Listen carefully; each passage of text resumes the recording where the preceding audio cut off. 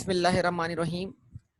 Last classes में हम लोग आपसे अक्रूड एक्सपेंस और प्री पेमेंट का कॉन्सेप्ट डिस्कस कर चुके, और ये सब कुछ डिस्कस करने के बाद अब मेरा सवाल आपसे ये है कि प्री पेमेंट या एक्सपेंस का ताल्लुक जो है वो पे करने वाले बिजनेस के लिए, यानी जो पेमेंट कर रहा है बिजनेस, मतलब अगर एक बिजनेस रेंट पे कर रहा है तो उस रेंट पे करने वाले बिजनेस के लिए रेंट एक्सपेंस है। अब अगर साल भर में जितना रेंट ड्यू हुआ है, अगर एक्चुअली उससे पे कम हुआ है, जो पे हुआ है वो उससे कम है, मतलब अगर हम कहते हैं साल भर में या अकाउंटिंग पीरियड में रेंट ड्यू हुआ है 12 लाख रुपए, लेकिन पे हुआ है 11 लाख रुपए, तो जो 1 लाख से रेंट शॉर्ट है उसको हम एक्सपेंस डेबिट करके लायबिलिटी क्रेडिट कर देंगे। इस एडजस्टमेंट का नाम क्या है? Accrued expense. यस और नो? और अगर हमने साल भर में रेंट पे किया है 18 लाख रुपए, लेकिन प्रॉफिट लॉस में एक्सपेंस बनना चाहिए 12 लाख रुपए, तो जो 6 लाख रुपए हमने अगले अकाउंटिंग पीरियड के लिए पे किए हैं वो हमारे लिए क्या कहलाएगा? Pre payment. वो एसेट है, हम 18 लाख में से 6 लाख को एक्सपेंस बनने नहीं देंगे, उसको हम एसेट ट्रीट करेंगे। लेकिन यहाँ पर हमने दो बातें की थी। अगर आपने पूरे 18 लाख को प्री पेमेंट बनाकर एसेट बना दिया है तो फिर आप ईयर एंड पर 18 में से 12 लाख को एक्सपायर कर दें, या आपने अगर पूरे 18 लाख को एक्सपेंस मान लिया है तो जितना एक्सपेंस है उतना एक्सपेंस रहने दें, और जितने से एक्सपेंस नहीं है उतने से एक्सपेंस का रिवर्सल परफॉर्म कर दे। यही सब कुछ सीखा हमने बेटा। तो अब क्या ये तमाम बातें उस बिजनेस के लिए नहीं हो सकती जो बिजनेस ये पैसा रिसीव कर रहा है? क्या ये तमाम बातें रेंट रिसीव करने वाले के लिए नहीं हो सकती? क्या ये तमाम बातें इंटरेस्ट रिसीव करने वाले के लिए नहीं हो सकती? क्या ये तमाम बातें कमीशन रिसीव करने वाले के लिए नहीं हो सकती? अगर एक बिजनेस इंटरेस्ट पे करता है तो दूसरा रिसीव करता है, अगर एक बिजनेस रेंट पे करता है तो दूसरा रिसीव करता है। पे करने वाले के लिए एक्सपेंस है, रिसीव करने वाले के लिए क्या है? इनकम। सही है। अब मेरे ख्याल से ये आपके लिए बात मुश्किल नहीं होनी चाहिए। क्या ख्याल है, क्या कहते हैं? तो यहां से हम बात अपनी शुरू करते हैं, और फिर ये बात मुकम्मल करने के बाद हम इसकी एक्सरसाइज करेंगे। इंशाल्लाह कोशिश करेंगे कि हम मल्टीपल इसकी चीजें क्या करें, प्रैक्टिस करें। तो यहां से एक कॉन्सेप्ट शुरू होता है जो कि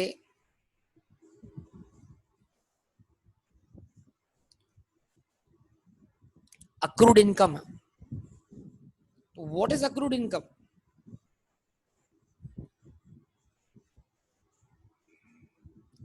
what is accrued income?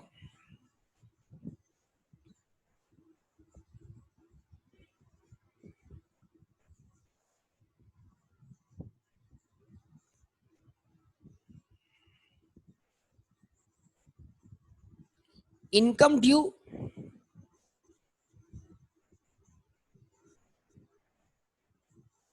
but not yet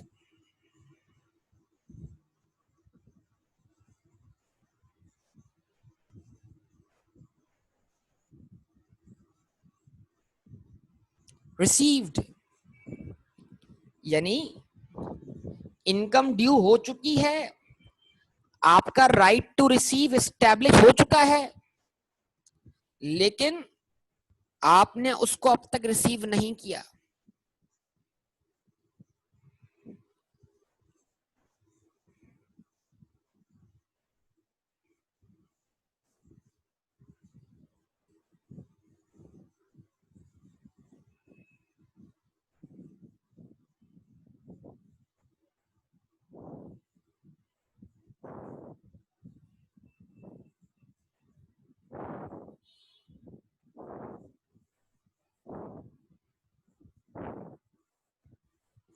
it means that right to receive is established.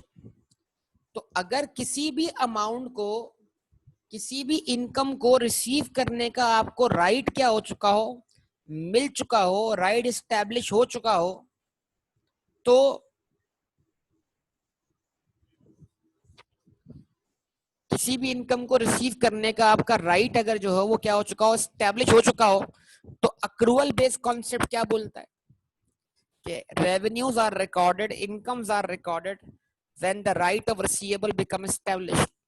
तो इनकम को हमने उस साल में इनकम मानना है जिस साल में हमारा राइट टू रिसीव एस्टेब्लिश हुआ है, या उस साल में इनकम मानना है जिस साल में हम उसको रिसीव कर रहे हैं।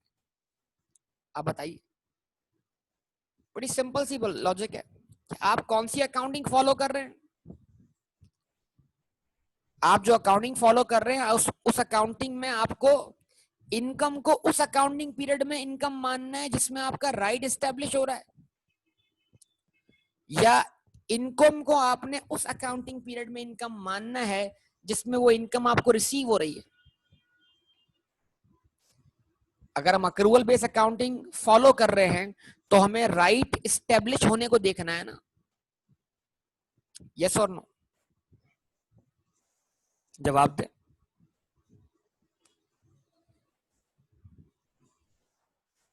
ठीक है, अच्छा जी।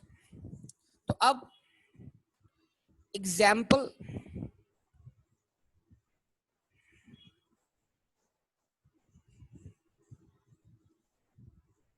Rent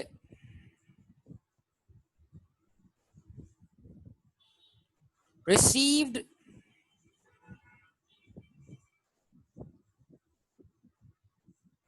during the period ended 31st December 2018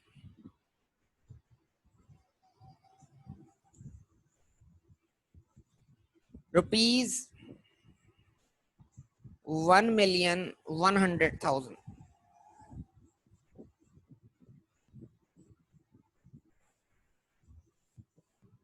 11 months. Rent due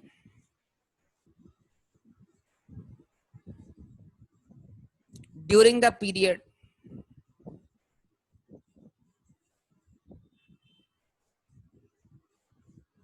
ended 31st December 2018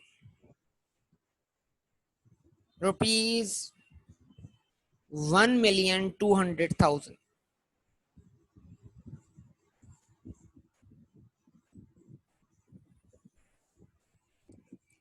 Required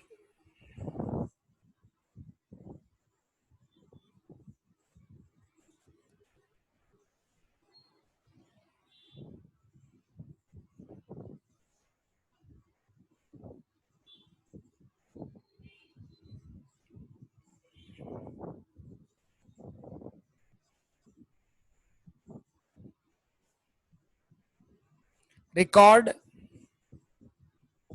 rent paid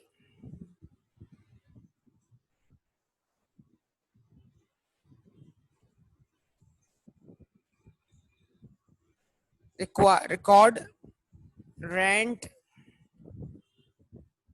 received.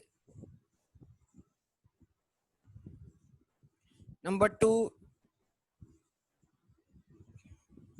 adjustment if any on 31st December 2018. Number 3,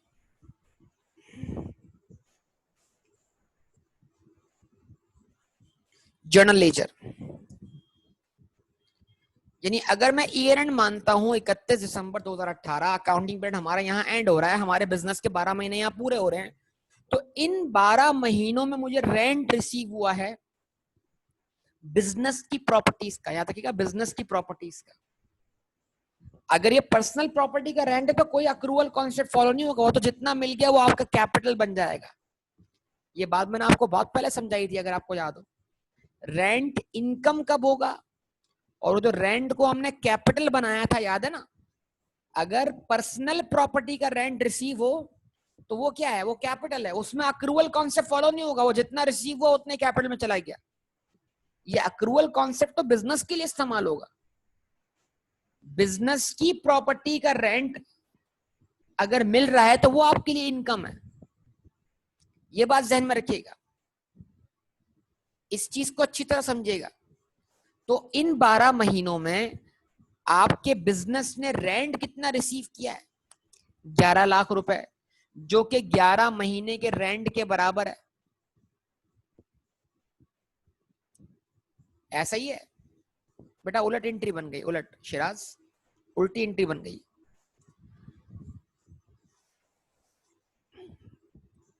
इन 11 महीनों के दरमियान आपके बिजनेस ने कितना रेंट रिसीव किया?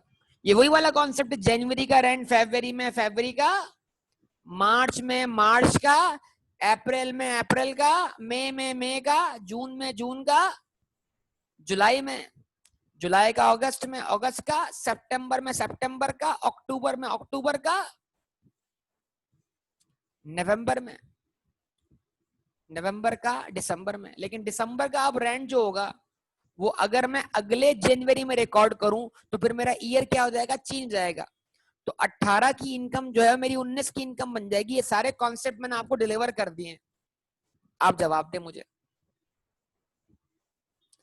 तो फिर इसका मतलब क्या, अगर मैं चाहता हूं कि दिसंबर का रेंट दिसंबर में ही रिकॉर्ड हो तो मुझे क्या पास करनी होगी, एडजस्टमेंट। तो साल भर में मैंने पर अगर मैं पूरे साल भर की एंट्रीज को देखूं तो मैंने हर मंथ की एंट्री बनाई होगी, तो मैंने साल भर में 11 एंट्रीज बनाई होंगी, 11 एंट्रीज। यस और नो? प्रैक्टिकली मैंने 11 से 11 एंट्रीज बनाई होंगी ना, जो मैं आपको पहले भी समझा चुका हूं। लेकिन for the sake of simplicity हम ये समझते हैं कि वो 11 एंट्री का कंबाइन इफेक्ट क्या है, मतलब जो टोटल इफेक्ट है उन 11 एंट्रीज का वो ये है, जो रिक्वायरमेंट नंबर 1 में मांगा गया हमसे, कि जो आपने साल भर में एंट्री बनाई उसकी एंट्री क्या बनाई, आपने कहा बैंक डेबिट 1,100,000 से एंड रेंट इनकम क्रेडिट। तो उन 11 एंट्रीज का बेटा कंबाइन इफेक्ट जो होगा वो इस 11 लाख के बराबर ही होगा ना? जवाब दे। उन 11 एंट्रीज का जो आपने साल भर में रिसीव किया अमाउंट, उनका कंबाइन इफेक्ट ही होगा ना? तो उन 11 एंट्रीज को मैंने वक्ती तौर पर टाइम बचाने के लिए एक सिंगल एंट्री का कर दिया है, मतलब एक एंट्री से रिप्रेजेंट कर दिया है। कोई इश्यू तो नहीं है किसी को बेटा? ये वही 11 एंट्रीज हैं। आप सबका जवाब चाहता हूं। अच्छा जी, अब ये बताइए रेंट इनकम कितने से क्रेडिट हुआ? 11 लाख से। यहां से पहुंचा जर्नल लेजर में रेंट इनकम के अकाउंट में कितने से? 11 लाख से। वो अकाउंट क्लोज हुआ कितने पर? 11 लाख पर। Trial balance rent income show कर रहा है कितनी? Trial balance rent income show कर रहा है कितनी? जो रिसीव किया वो रिकॉर्ड किया, वही भेजा कहां पर? ट्रायल बैलेंस में। अब बात, सवाल सिंपल सा है, सवाल सिंपल सा है, क्या स्टेटमेंट ऑफ कॉम्प्रिहेंसिव इनकम में 11 लाख ही जाने चाहिए? अगर 11 लाख ही जाने चाहिए तो नो एडजस्टमेंट। यस और नो? क्या स्टेटमेंट ऑफ कॉम्प्रिहेंसिव इनकम में 11 लाख से ज्यादा अमाउंट जाना चाहिए? तो इसका मतलब ट्रायल बैलेंस में लिखी हुई इनकम शॉर्ट है, और जो शॉर्टेज है, जो शॉर्टेज है वो आपकी अक्रूड इनकम है, अक्रूड इनकम। जवाब दें। तो अगर आप ये कहते हैं कि sir statement of comprehensive income में 12 लाख जाने चाहिए, क्योंकि rent due during the period जो है वो 12 लाख है, तो 11 लाख को 12 लाख कैसे बनाए? एडजस्टमेंट पास करके। तो बताइए एडजस्टमेंट पास करके 11 लाख को 12 लाख बनाना, तो इनकम बढ़ानी है कम करनी है? इनकम बढ़ानी है कम करनी है? बढ़ानी है। इनकम बढ़ाते कैसे हैं? डेबिट करके, क्रेडिट करके?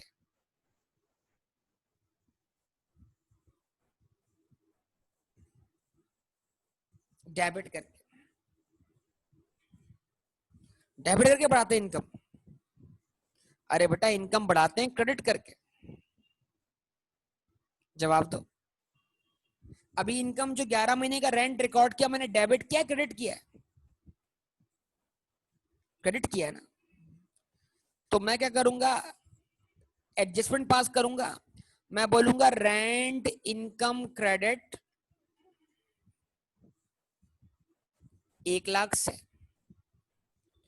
तो जो 1 लाख से मैंने इनकम अपनी बढ़ाई है, जो कि दिसंबर का रेंट है, ये रिसीव तो नहीं हुआ, तो फिर मैंने इसको इनकम किस बेस पे मान लिया? अगर ये पैसे मेरी जेब में आए नहीं हैं, तो फिर मैंने इसको इनकम किस बेस पे मान लिया? राइट टू रिसीव इस्टेब्लिश होने की बेस पर। तो उस राइट टू रिसीव को मैं डेबिट कर दूं किस नाम से? रेंट रिसीवेबल के नाम से। तो एंट्री बनी rent receivable debit, rent income credit. Rent receivable कहां गया? स्टेटमेंट ऑफ फाइनेंशियल पोजीशन में बतौर करंट एसेट। रेंट इनकम क्या कहां गया? एसओसीआई में। तो ट्रायल बैलेंस में 11 लाख रुपए एसओसीआई में जाने के लिए पहले ही मौजूद है। उस 11 लाख में 1 लाख और ऐड हुआ, दोनों मिलके कितने हो गए? 12 लाख रुपए। तो जो टोटल इंपैक्ट गया स्टेटमेंट ऑफ कॉम्प्रिहेंसिव इनकम में, वो कितना था बेटा? 12 लाख रुपए। कुछ बात समझ में आ रही है बेटा? रिस्पॉन्स कर दे बेटा।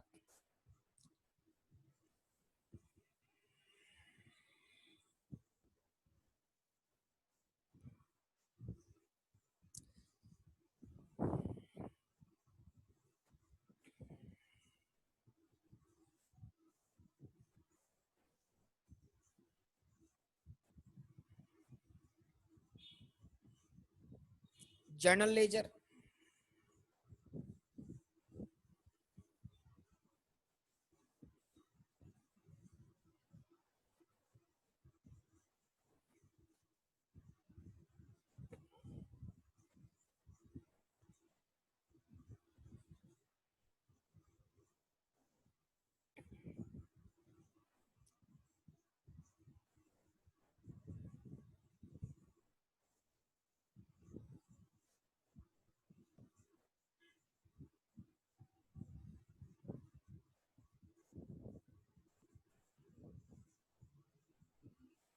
जर्नल लेजर में अकाउंट खुला, सबसे पहले एंट्री बनने की वजह से कौन सा?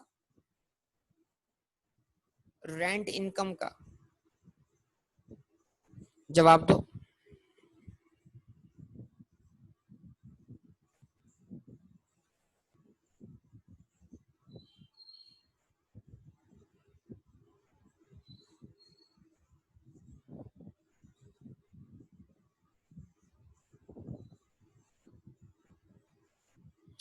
एंट्री क्या बनी?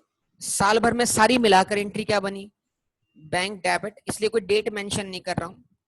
बैंक डेबिट 11 लाख से, रेंट इनकम का अकाउंट क्रेडिट 11 लाख से। सही है। And for the purpose of trial balance ये अकाउंट क्लोज हो जाएगा, ताकि ट्रायल बैलेंस में 11 लाख रुपए क्या हो जाए? अपेयर हो जाए। फिर for the purpose of adjustment इस अकाउंट को दोबारा ओपन किया जाएगा, लेकिन हम इस अकाउंट को इकट्ठा ही क्लोज कर रहे हैं टाइम सेव करने के लिए।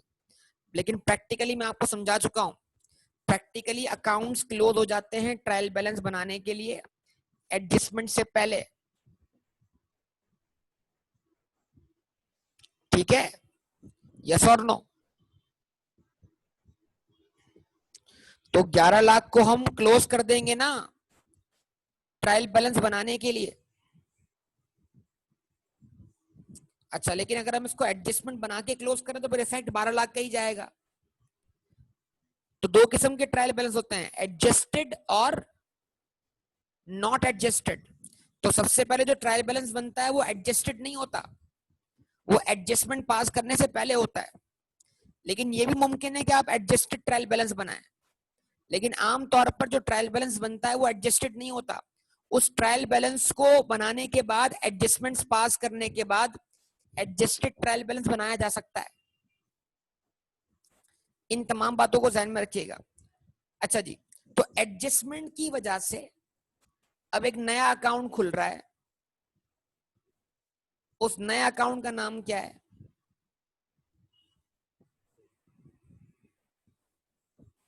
Rent receivable.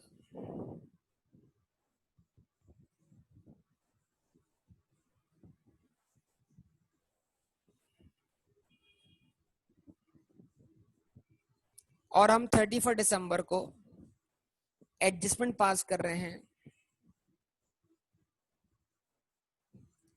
कि rent receivable account debit, rent income account credit.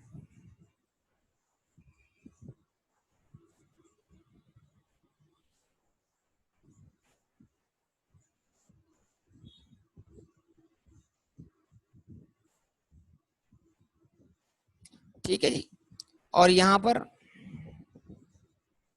Rent income.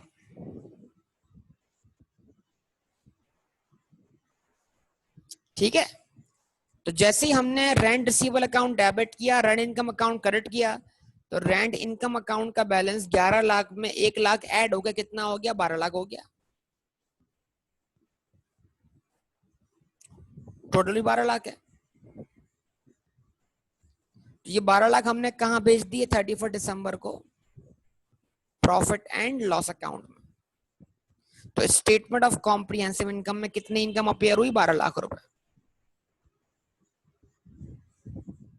Yes,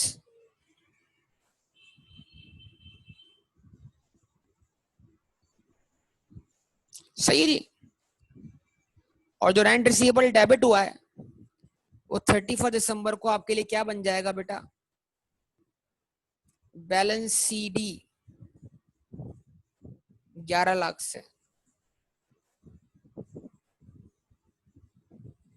ऐसा ही है, जवाब दें।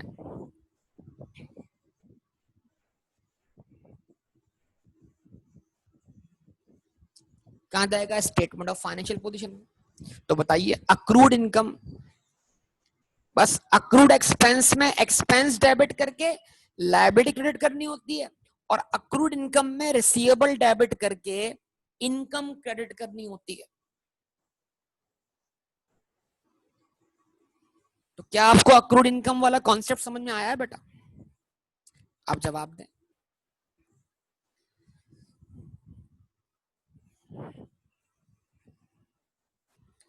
तो पे करने वाले की बुक्स में एक्सपेंस अक्रूड हो सकता है, और रिसीव करने वाले की बुक्स में इनकम अक्रूड हो सकती है।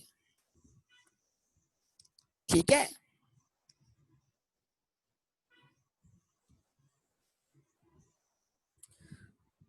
आगे बात करें।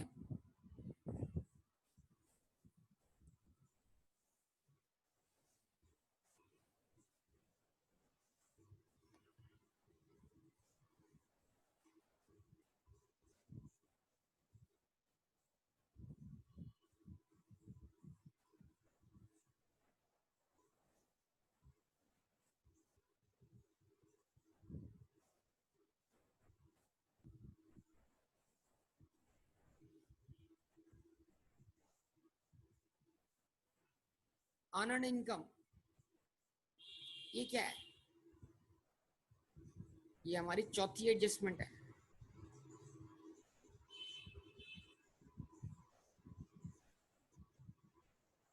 Unearned income, what is unearned income?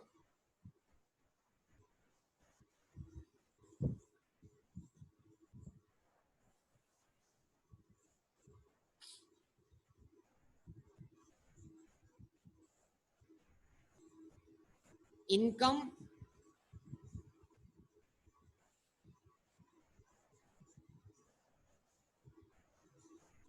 received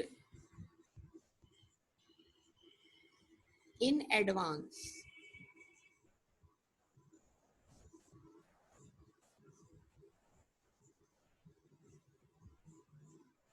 without establishment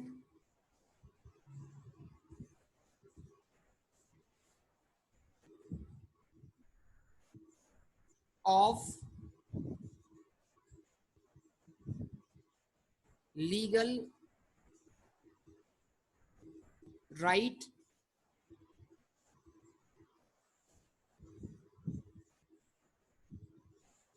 to receive.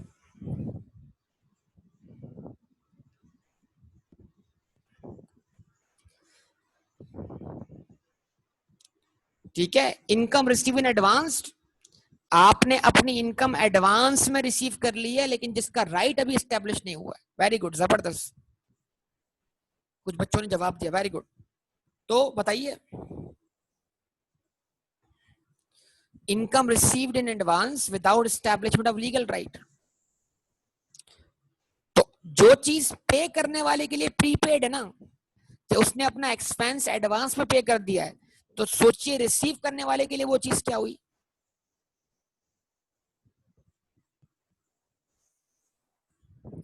Receive करने वाले के लिए वो चीज क्या हुई, अर्नड इनकम हो गई। वेरी गुड, क्योंकि वो एडवांस में रिसीव कर रहा है। तो जो कल वाली एग्जांपल थी, हमने रेंट पे किया था, जो कल वाली एग्जांपल थी हमने रेंट पे किया था। रेंट पे कौन करता है, टेनेंट करता है। तो अगर आप अकाउंटेंट थे टेनेंट के, तो आप रेंट पे करने वाली अकाउंटिंग परफॉर्म कर रहे होंगे, यस और नो। अगर आप अकाउंटेंट टेनेंट के थे, किराएदार के थे, तो आप रेंट पे करने वाले की अकाउंटिंग परफॉर्म कर रहे होंगे। लेकिन अगर फर्ज करें आप अकाउंटेंट हैं लैंडलॉर्ड के, जिसको किराया मिल रहा है, तो फिर तो आप रेंट रिसीव करने वाली अकाउंटिंग परफॉर्म कर रहे होंगे ना। तो ये आपको सोचना है कि आप अकाउंटिंग किसके लिए परफॉर्म कर रहे हैं, पे करने वाले के लिए परफॉर्म कर रहे हैं या रिसीव करने वाले के लिए परफॉर्म कर रहे हैं। आप रिसीविंग एंड पर हैं, आप पेइंग एंड पर हैं, ऐसा ही है। तो अगर हम बोलते हैं कि भाई नहीं, हम आपसे टेनेंट की अकाउंटिंग नहीं करवाना चाहते, अब हम आपसे लैंडलॉर्ड की अकाउंटिंग करवाना चाहते हैं, तो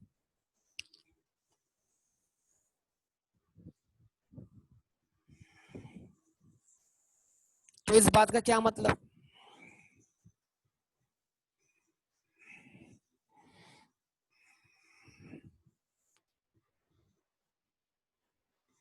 तो हम रिसीविंग साइड पे आ गए, गुड, जबरदस्त, बेहतरीन काम हो गया। तो हम रिसीविंग साइड पर आ गए, बेहतरीन बात हो गई।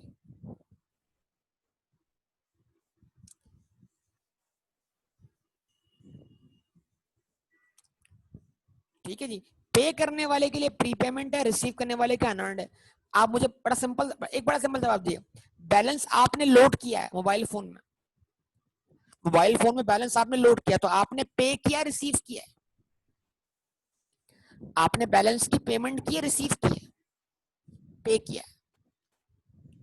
रिसीव कैसे किया, आपने पेमेंट की है ना, और प्री पेमेंट है आपकी।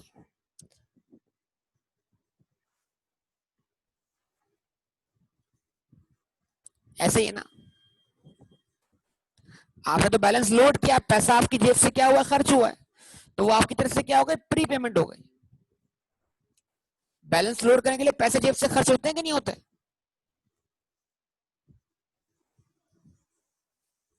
या फिर आप भी वही मजबूरी वाला मैसेज करते हैं, मैं हॉस्पिटल में हूं,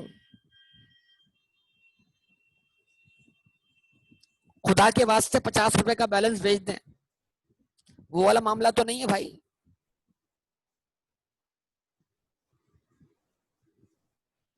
ठीक है,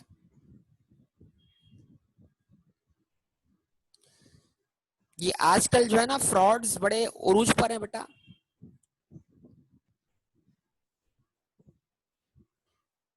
कॉल स्पूफिंग बड़ी उरूज पर है। लोग जो हैं वो बैंक्स के नंबर से कॉल कर लेते हैं, लोग मतलब मुख्तलिफ ऐसे नंबर से कॉल करेंगे कि आपको लगेगा जनाब कि वो वाकई रियल नंबर है, लेकिन ये सारी स्पूफिंग है। और स्पूफिंग का मतलब ये है कि वो सारा फ्रॉड चल रहा है, बैक पर वो नंबर एक सर्वर के थ्रू ऑपरेट हो रहा है, वो एक रियल नंबर नहीं है, लेकिन वो आपके मोबाइल फोन में अपेयर हो रहा है कि वो एक रियल नंबर है। इन बातों का ख्याल रखें। तो किसी भी किस्म की कोई पर्सनल इंफॉर्मेशन आपसे ली जाए उसमें बड़ी एहतियात करें। बहरहाल मैं तो बात कर रहा था भाई कि आप बैलेंस लोड करते हैं तो पैसे आपकी जेब से खर्च होते हैं ना, मेरे ख्याल से। यस और नो? वो पैसे किसने रिसीव किए?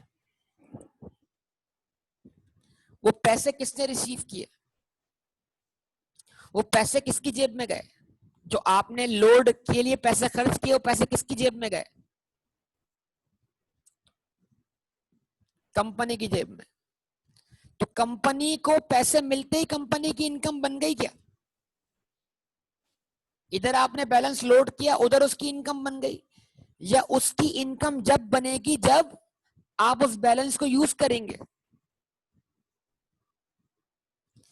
तो इसका मतलब ये हुआ कंपनी का राइट टू रिसीव जब तक एस्टेब्लिश नहीं होगा, जब तक कि आप उस बैलेंस को यूज ना कर लें। तो आपका दिया हुआ पैसा, आपका दिया हुआ पैसा आपके लिए तो प्री पेमेंट है, कंपनी के लिए क्या है? आपका दिया हुआ पैसा आपके लिए प्री पेमेंट है, एसेट है। प्री पेमेंट है, एसेट है आपके लिए। कंपनी के लिए क्या है? अनअर्न्ड इनकम है। अनअर्न्ड इनकम मतलब लायबिलिटी है, उधार है, उधार। यानी कंपनी के पास आपके पैसे लायबिलिटी रखे हुए हैं, मतलब उस पैसे के बदले कंपनी ने आपको सर्विस अभी देनी है, तो वो पैसा लेकर कंपनी के ऊपर एक लायबिलिटी क्रिएट हो गई। और वो लायबिलिटी क्रिएट होने का मतलब क्या है कि वो पैसा लेकर अभी कंपनी ने आपको सर्विस देना क्या है, बाकी है। क्या ख्याल है? तो अनअर्न्ड इनकम बाय नेचर क्या है बेटा? लायबिलिटी है, liability. Unearned income by nature क्या है बेटा? लायबिलिटी है, करंट लायबिलिटी। याद रहेगा ना? और लायबिलिटी क्यों है? क्योंकि जो पैसे आपको मिले हैं उसके बदले आपने अभी सर्विस देना बाकी है, तो सर्विस आप पर ड्यू है, लायबिलिटी। जब तक आपने सर्विस दी नहीं, आपको वो पैसे आपके हुए ही नहीं, वो पैसे आपने कमाए ही नहीं, वो पैसे आपके लिए अनअर्न्ड है। तो सर्विस देके उसको अनअर्न्ड से अर्न्ड बना दें, अर्न्ड।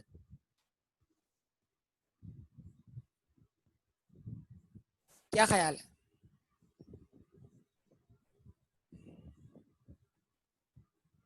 ऐसा ही ना? बिल्कुल ना।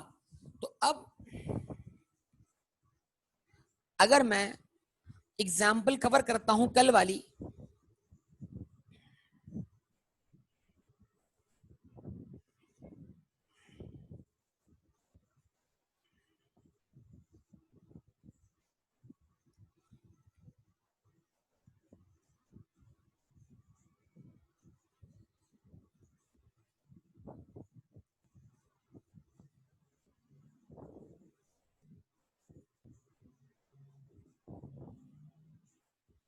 rent received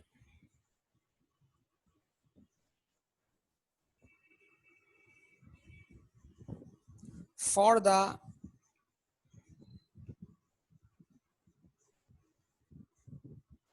period ended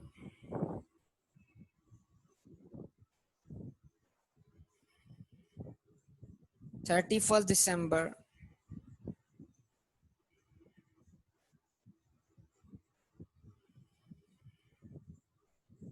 31st March 2019, rupees 1,200,000 in advance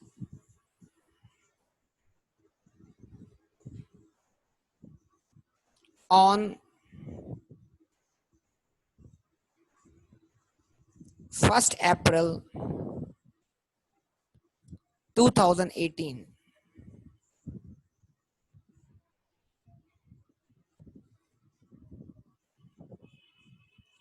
year end is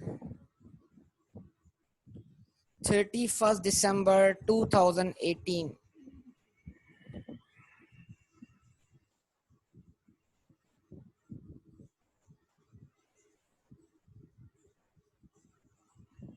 Required. Number 1,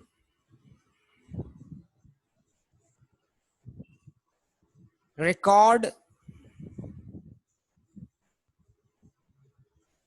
receipt of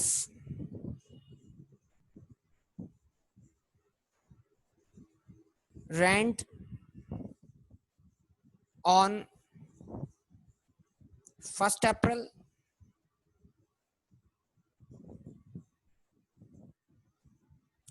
two 2018.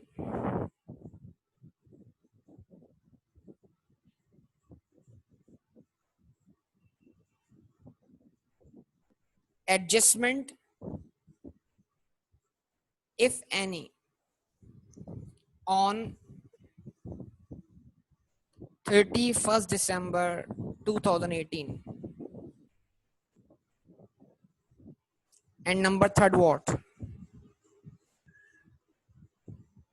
General ledger. हाँ जी, क्या कहते हैं इस बारे में? तो वही कल वाली एग्जांपल मैंने रिपीट की है रिसीव करने वाले के लिए। बताइए, ये बात समझ में आती है आपको? कल वाली एग्जांपल मैंने रिपीट कर दी है रिसीव करने वाले के लिए। क्या ये मेरी बात आपको समझ में आती है बेटा? रिस्पॉन्स कीजिए।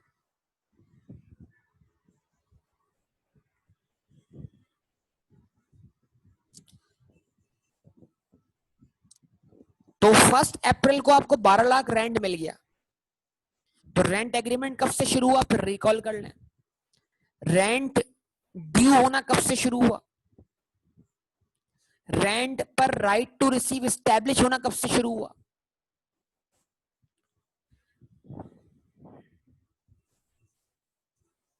जवाब दें।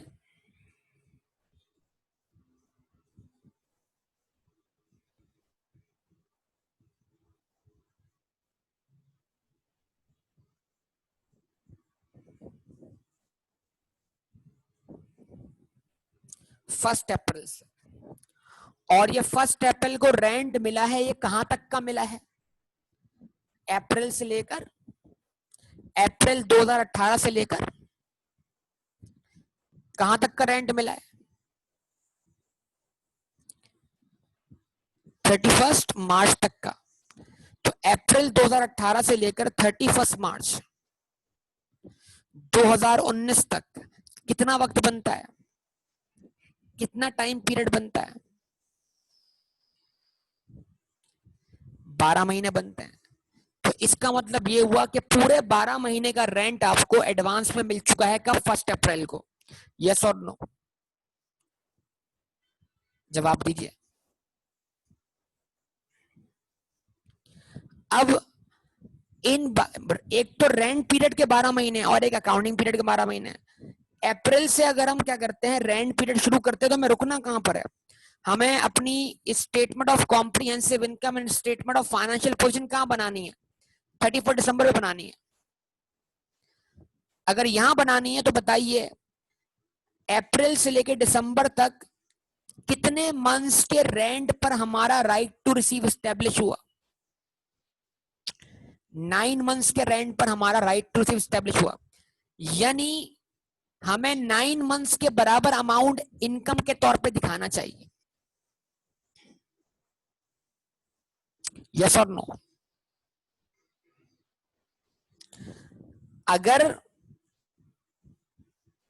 अगर हमारा ट्रायल बैलेंस 9 मंथ से ज्यादा अमाउंट शो कर रहा है, तो जो एक्सेस है वो आपके लिए क्या है? अनअर्न्ड है। क्योंकि अभी दिसंबर के बाद जनवरी आया नहीं है, जनवरी गुजरा नहीं है, फरवरी गुजरा नहीं है, मार्च गुजरा नहीं है। तो जब तक जनवरी फरवरी मार्च गुजर नहीं जाएगा, तो उसके गुजरे बगैर उस रेंट को रिसीव करने का मेरा राइट टू रिसीव एस्टैब्लिश नहीं होगा।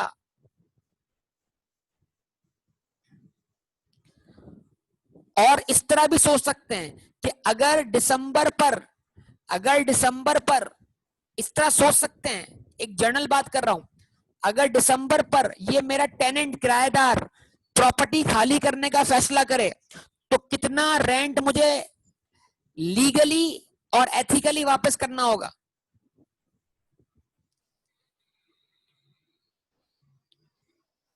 3 मंथ्स का वापस करना होगा ना? यस और नो? तो इसका मतलब आप मानते हैं ना कि फिर 31 दिसंबर पर जो 3 महीने का रेंट इजाफी मेरे पास है वो मेरे ऊपर क्या है? लायबिलिटी है। वो लायबिलिटी या तो सेटल होगी वापस करके पैसे, या फिर मेरा राइट टू रिसीव स्टेब्लिश होने पे वो लायबिलिटी सेटल हो जाएगी। मतलब वक्त गुजर जाएगा, वो मेरा वो रेंट अनअर्न से क्या बन जाएगा? अर्न बन जाएगा। क्या ख्याल है?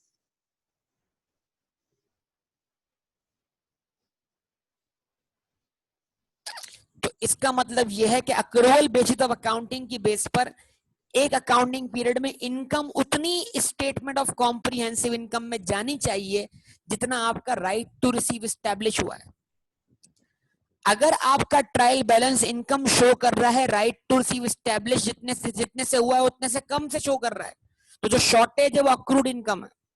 और अगर आपका ट्रायल बैलेंस जो इनकम शो कर रहा है वो आपके राइट टू रिसीव से भी क्या है? ज्यादा है, तो जो एक्सेस है वो क्या है? अनअर्न्ड है। वही पे करने वाले के लिए अक्रूड एक्सपेंस प्रीपेमेंट, रिसीव करने वाले के लिए अक्रूड इनकम या अनअर्न्ड इनकम। सिमिलर कॉन्सेप्ट चल रहा है बिल्कुल।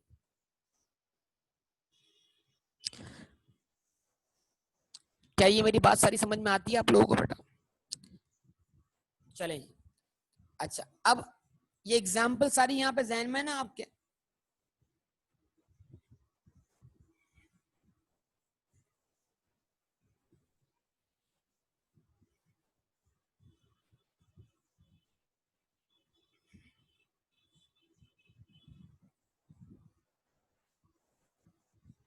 तो जिस तरह प्री पेमेंट के 2 मेथड किए थे, अनअर्न्ड के भी क्या करने चाहिए हमें?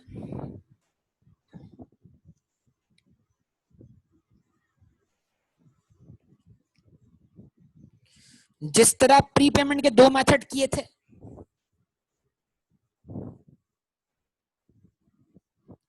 अनअर्न्ड के भी क्या करने चाहिए? 2 मेथड करने चाहिए। तो एडजस्टमेंट हमेशा डिपेंड करेगी कि 1 अप्रैल को जब पैसे आपकी जेब में आए तो उस वक्त आपने उसको क्या ट्रीट किया। रिस्पॉन्स करें प्लीज।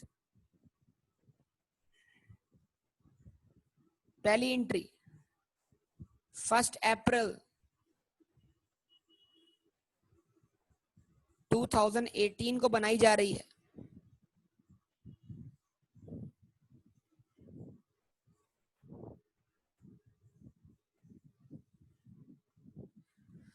तो जिस तरह पेमेंट वाले केस में जो भी रिसीव हुआ था उसको आपने प्रीपेड मान लिया था, बिल्कुल इस तरह जो भी आप रिसीव कर रहे हैं उसको आप अनअर्न्ड मान लें। आपने बोला जिस डेट पर मैं ये 12 लाख रुपए रिसीव कर रहा हूं, मेरा अभी तक 1 रुपए के ऊपर भी राइट टू रिसीव स्टैब्लिश नहीं हुआ, तो ये 12 लाख रुपए जो है वो क्या है? मुझ पर लायबिलिटी है। तो आपने एंट्री पास की। क्या एंट्री पास की?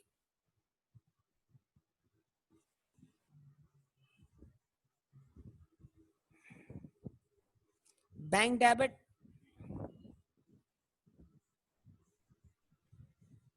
1,200,000 से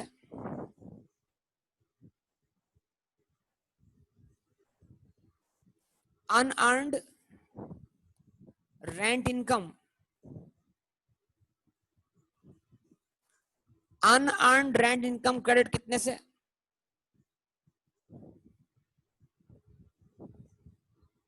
12 लाख से। जवाब दें,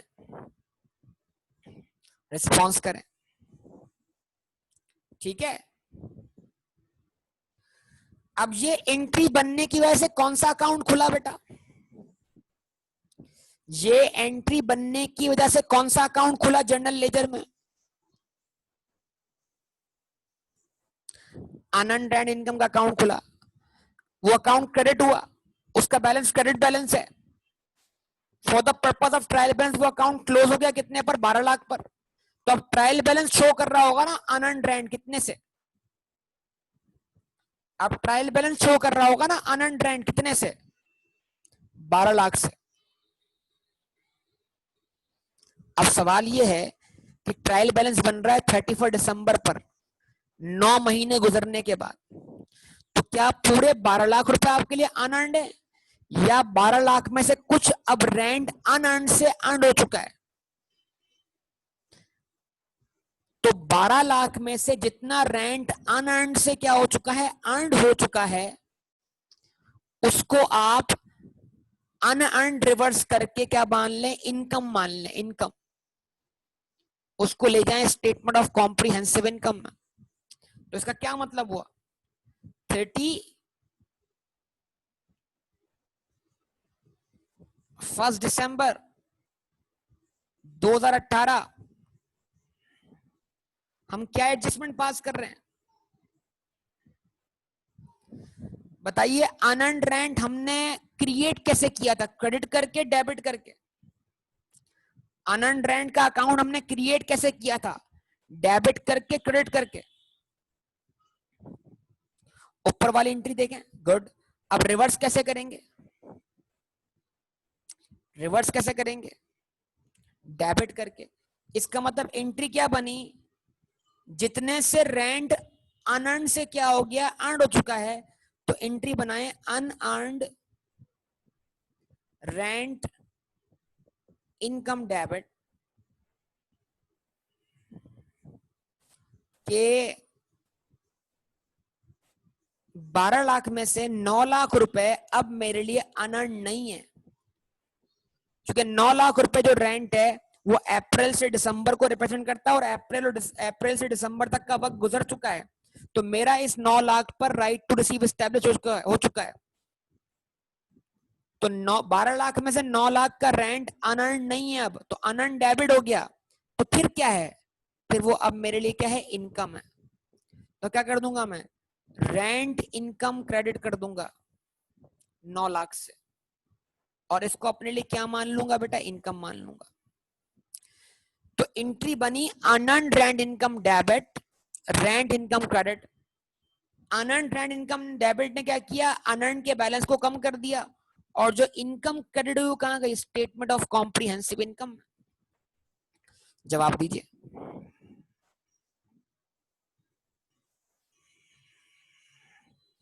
ये बात समझ में आती है बेटा सबको?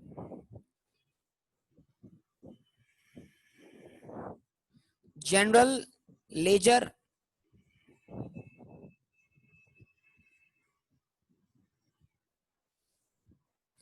तो बताइए, जनरल लेजर में सबसे पहले कौन सा अकाउंट खुला होगा?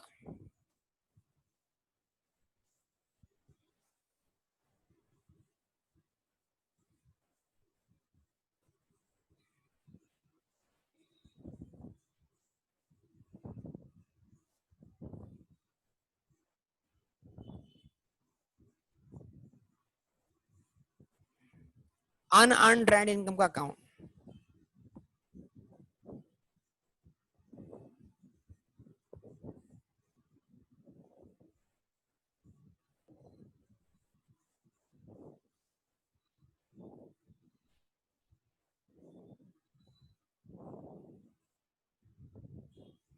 कब खुला होगा? 1 अप्रैल को। बैंक डेबिट कर दिया, अनअर्न्ड रेंट अकाउंट क्या कर दिया, क्रेडिट कर दिया 12 लाख से। और ट्रायल बैलेंस बनाने के लिए अकाउंट क्लोज हो गया होगा 12 लाख पर। तो अब ट्रायल बैलेंस अनअर्न्ड रेंट कितना शो कर रहा होगा, 12 लाख। लेकिन ईयर एंड पर 12 लाख में से 9 लाख रुपए एक्सपायर हो चुके हैं, it is no more unearned.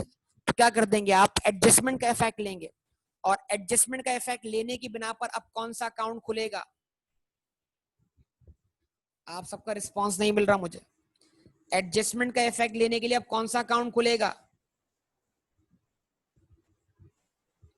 Rent income का अकाउंट खुलेगा।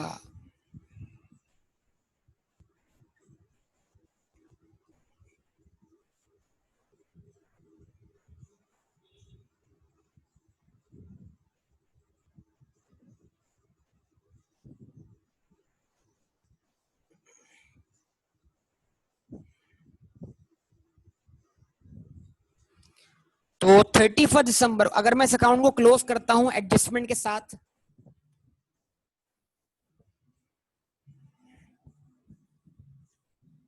तो 31 दिसंबर को एक एंट्री आ रही है, और वो एंट्री क्या है?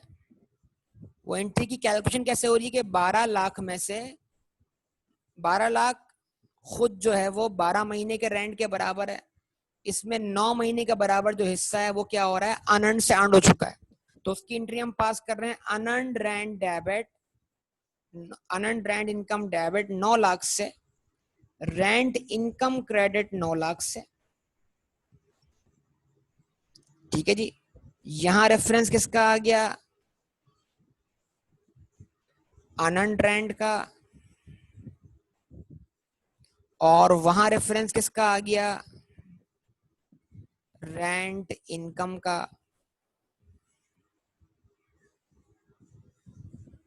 तो जब 12 लाख में से 12 लाख क्रेडिट बैलेंस में से 9 लाख डेबिट हुआ, तो 31 दिसंबर को हमारे पास अनअर्न्ड का बैलेंस सीडी कितना बचा? 3 लाख रुपए, जो हम पर क्या है बेटा? लायबिलिटी है। और जो रेंट अनअर्न्ड से अर्न्ड हो चुका उसको हमने इनकम मान लिया, और 31 दिसंबर को हमने उसको ट्रांसफर कर दिया प्रॉफिट एंड लॉस अकाउंट में 9 लाख से। तो अब हमारी statement of comprehensive income rent income show करेगी बतौर अदर इनकम कितने से? 9 लाख से। यस और नो बताइए। हाँ जी, कोई डिफिकल्टी हुई तो बोलिए।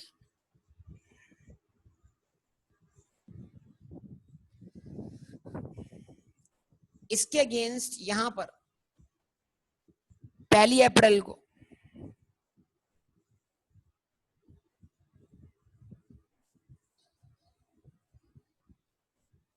फर्स्ट अप्रैल 2018 को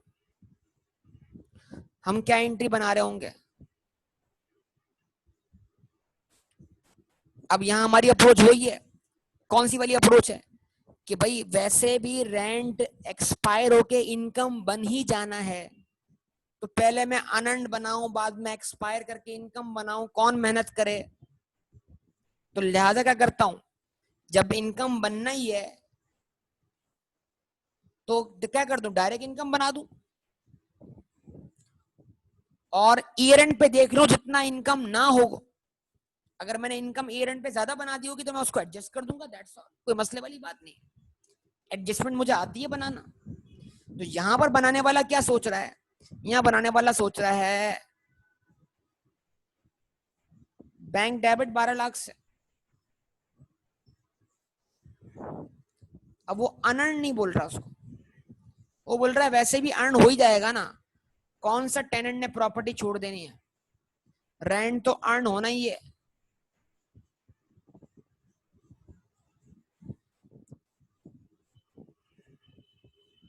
वो बोल रहा है रेंट इनकम क्रेडिट 12 लाख से।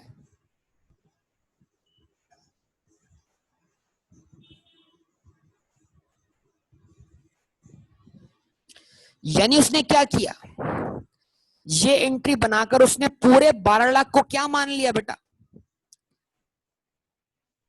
इनकम मान लिया। यस और नो जवाब दें बेटा, आप इसको कंक्लूड करने का वक्त है, जल्दी जल्दी करें। उसने पूरे 12 लाख को क्या मान लिया? इनकम मान लिया। क्या कहते हैं आप लोग?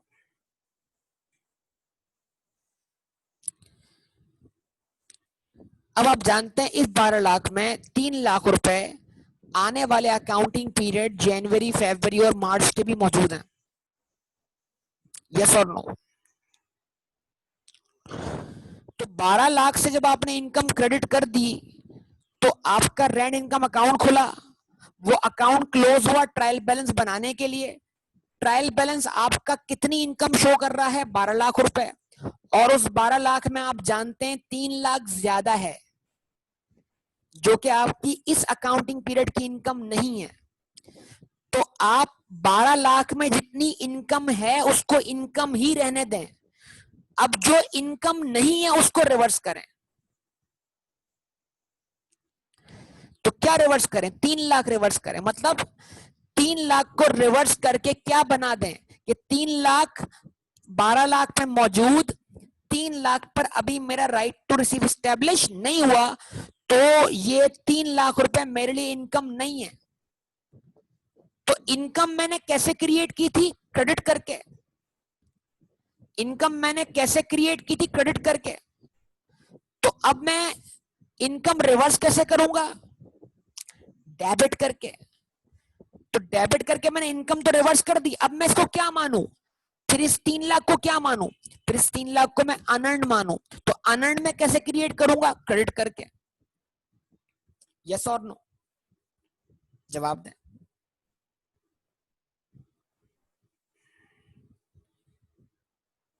31 दिसंबर 2018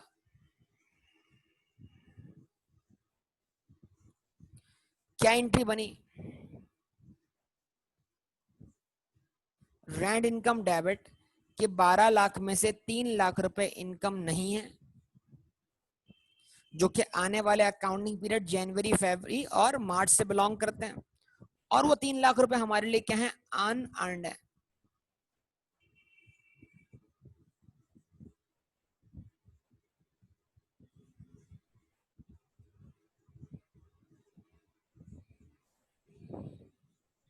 ऐसा ही है। तो इनकम का बैलेंस था 12 लाख रुपए, कम हुआ कितने से, 3 लाख रुपए से, बच गया कितना, 9 लाख रुपए से। 9 लाख रुपए कहां शो हुए, स्टेटमेंट ऑफ कॉम्प्रिहेंसिव इनकम में बतौर अदर इनकम। और जो 3 लाख रुपए रेंट इनकम से रिवर्स हुए थे, उनको आपने क्या माना, अनअर्न्ड माना। इस तरह अनअर्न्ड इनकम का बैलेंस क्रिएट हुआ क्रेडिट साइड पर, जो आपके लिए क्या बना, लायबिलिटी। कहां शो होगा, स्टेटमेंट ऑफ फाइनेंशियल पोजीशन में। यस और नो, जवाब दीजिए।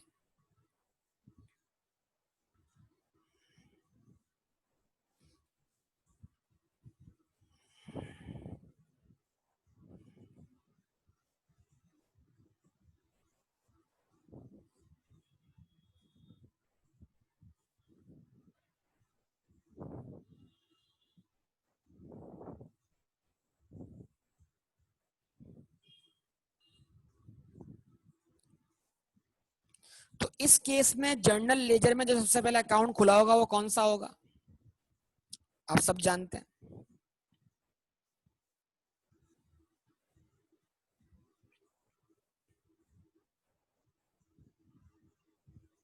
Rent income.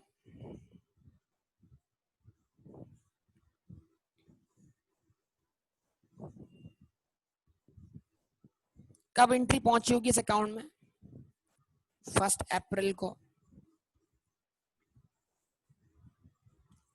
बैंक अकाउंट या कैश अकाउंट डेबिट हुआ होगा, रेंट इनकम अकाउंट क्रेडिट हो गया होगा, और यह अकाउंट क्लोज हो गया होगा for the sake of trial balance 12 lakh पर।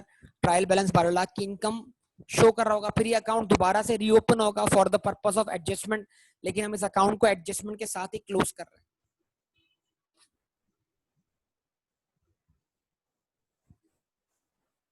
तो एडजस्टमेंट की वजह से एक नया अकाउंट खुला, उस नए अकाउंट का नाम क्या है,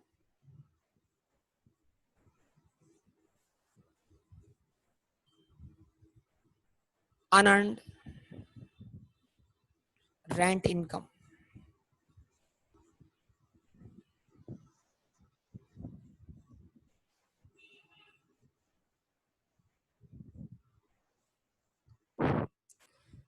ठीक है जी, और ये एडजस्टमेंट कब पास हो रही है, 31 दिसंबर को। तो आपने कहा 31 दिसंबर को 12 लाख में से 3 लाख रुपए आपके लिए रेंट नहीं है, इनकम नहीं है, उसको आपने डेबिट कर दिया, और उसको आपने यहां से ट्रांसफर कर दिया अनअर्न्ड रेंट इनकम के अकाउंट में।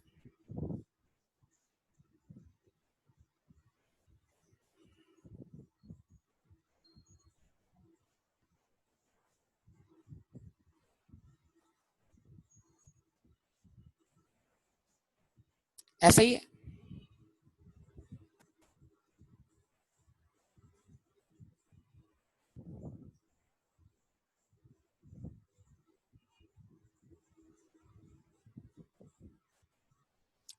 ठीक है जी।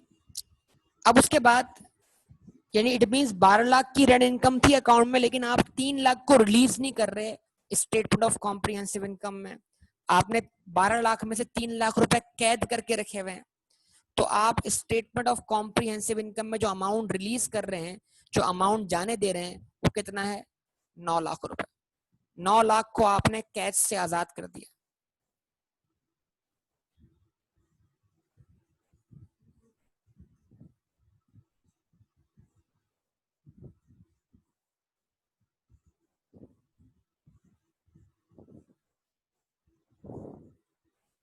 और जो अमाउंट कैश से आजाद नहीं हुआ वो आज भी कैद है, और वो कैद है स्टेटमेंट ऑफ फाइनेंशियल पोजीशन।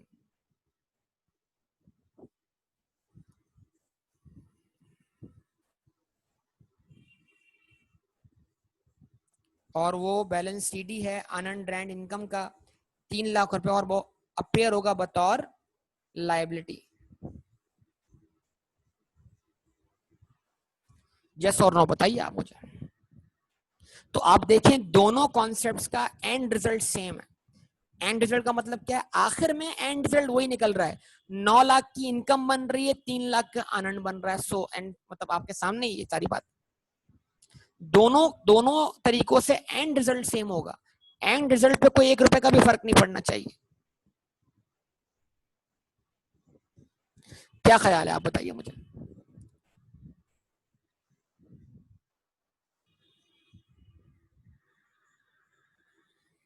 तो क्या ये आपको बात समझ में आई है बेटा?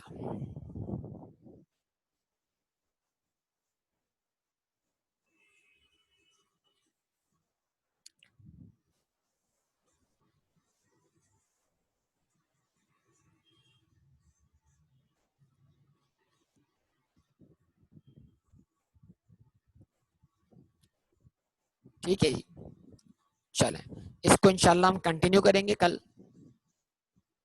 सही है, यहां तक इसको स्टॉप करते हैं। कोई क्वेश्चन तो नहीं है आपका यहाँ पर? स्क्रीनशॉट लेना है ले लें जल्दी से बेटा।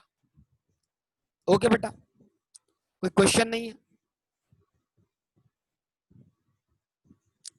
ओके, मैं इसको क्लोज कर रहा हूँ। अल्लाह हाफिज।